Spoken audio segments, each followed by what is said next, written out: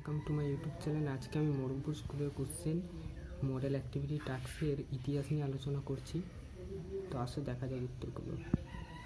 প্রথমে যে কোশ্চেনটা, যে প্রতিষ্ঠান জমিদার সভা কে প্রতিষ্ঠা করেছিল? দ্বারকানাথ ঠাকুর, রাধাকান্ত দেব, প্রসন্ন কুমার ঠাকুর। সময়কাল 1838 খ্রিস্টাব্দ। ভারত সভা সুরেন্দ্রনাথ বন্দ্যোপাধ্যায়, আনন্দমোহন বসু 1876 খ্রিস্টাব্দে। ইন্ডিয়ান লীগ শিশির কুমার ঘোষ 1875 খ্রিস্টাব্দে। দ্বিতীয়তে বলেছে সত্য মিথ্যা নির্বাচন 1876 খ্রিস্টাব্দে লর্ড নর্থব্রুক জারি করে নাট্যাভিনয় নিয়ন্ত্রণ আইন। সত্য। 1905 খ্রিস্টাব্দের 16 অক্টোবর বাংলা বিভাজনের পরিকল্পনা বাস্তবায়িত হয়। সত্য।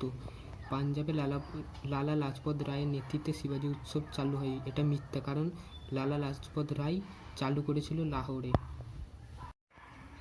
তারপরে যে কোশ্চেন আছে, অর্থনৈতিক জাতীয়তাবাদ কী? এখানে অর্থনৈতিক জাতীয়বাদের সংজ্ঞা, সমালোচক, লক্ষ্য আছে, আর এখানে এর বক্তব্য কী সেইটাও লেখা আছে। তারপরের কোশ্চেন আছে, ইলবার্ট বিলকে নিয়ে কেন বিতর্ক সূচনা হয়েছিল? এখানে উত্তরটা আছে 3 দাগের কোশ্চেনে। ইলবার্ট বিল বিতর্ক কী, এটা লিখলেই হবে। এরপর আসি শেষ প্রশ্নে, 20 শতকের প্রথম দিকে বাংলায় গড়ে ওঠা বিভিন্ন গুপ্ত সমিতির পরিচয় দাও। এখানে গুপ্ত সমিতির প্রথম যে একটা ভাগ অনুশীলন সমিতি, এখানে তার বর্ণনা করা আছে।